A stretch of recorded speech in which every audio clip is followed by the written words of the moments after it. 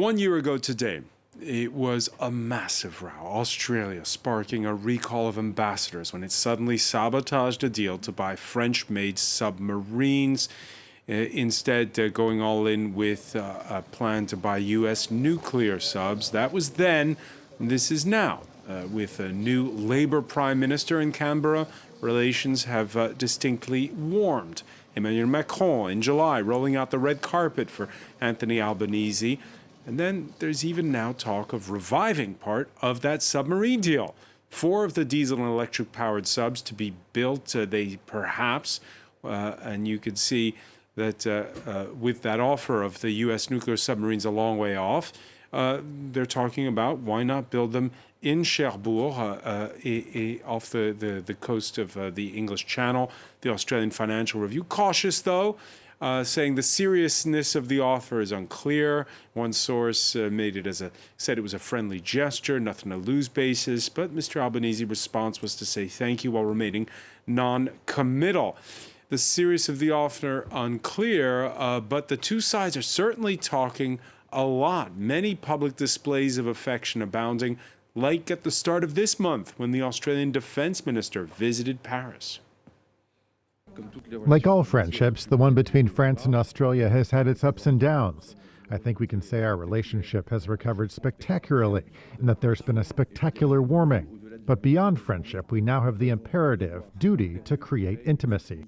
We are going through a period of growing our defence budget, of modernising our military, and we are really confident and optimistic about the crucial role that French defence industry can play in Australia achieving that task. Well, for more, we turn to David Camroux, who adjunct professor at the French Political Science Institute, Sciences Po.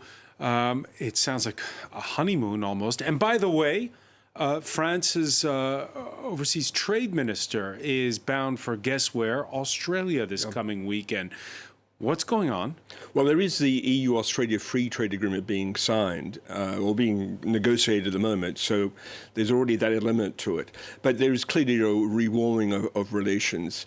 The Labour Party, with the election of the Labour leader, has historically always been, while supportive of the American alliance, always wanted a degree of strategic autonomy, to use the expression of President Macron, and found with France, a middle power in the Indo-Pacific, a like-minded partner, so to speak. So did President Macron.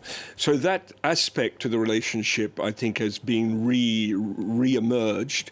Did you expect it to get rekindled so fast?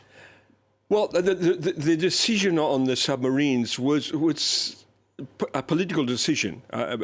In a campaign? In a campaign involving 2 people, particularly Boris Johnson, the UK. When the agreement announced, he announced it's going to create jobs, where in the north of England and in Scotland, the areas that previously voted Labour and now voted Conservative and supported Brexit. And it was really a plus for him. It also fitted into the global Britain sort of trope that he was promoted. And before the Americans actually came in, it was negotiated between the head of the Australian Navy and the head of the British the Royal Navy. And the Americans came in later. Now the situation is that neither the British nor the Americans actually have the capacity to build these nuclear submarines. So the first submarine won't arrive to something like 2040.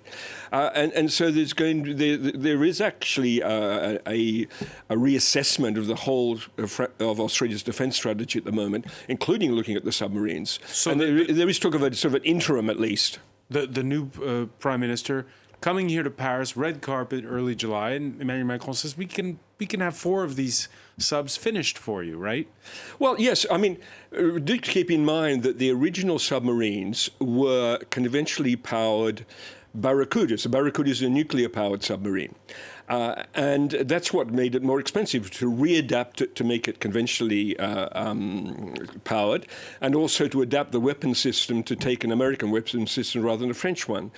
Now, it is conceivable you could go back and Australia to buy Barracudas, which would solve one of the problems. We'll see most of the public don't appreciate there is an issue about the nuclear power.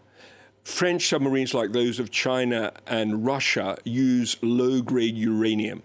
Okay, British and American submarines use weapons-grade uranium, and that's what is scary for the neighbours of Australia. That's what they really don't want is, submarines floating around there, which are potential nuclear bombs, or at least that's how they're perceived.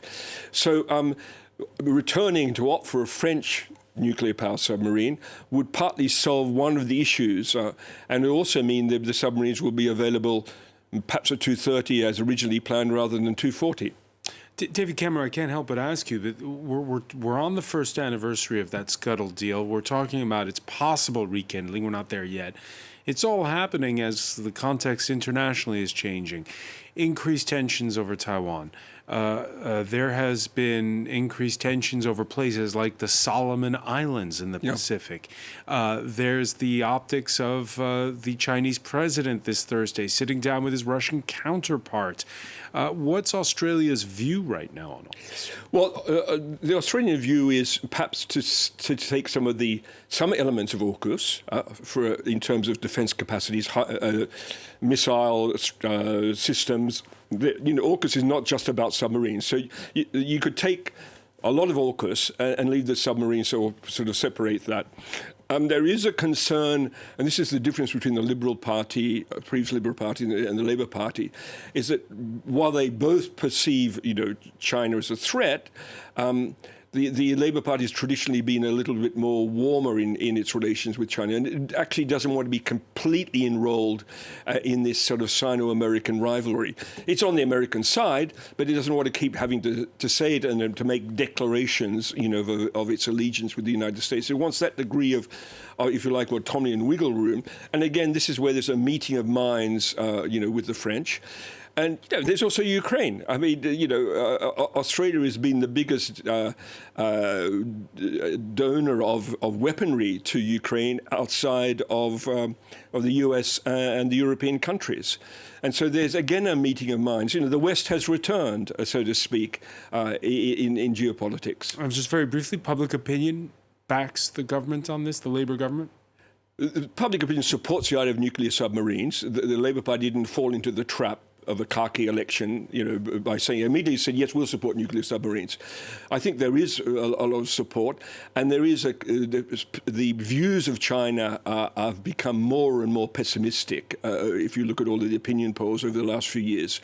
So, the Labour Party has found the right kind of balance, also in terms of talking to the neighbours in the Pacific Islands and in Southeast Asia, to take them into account, which the AUKUS deal really didn't. They didn't bother to talk about, with the Indonesians or the South Pacific Islanders about that. And possibly bringing the French back into the mix. David Camroux. That's right. TELUS is the third largest arms manufacturer in Australia, do keep in mind. All right. Many thanks for that. Thanks for stopping by.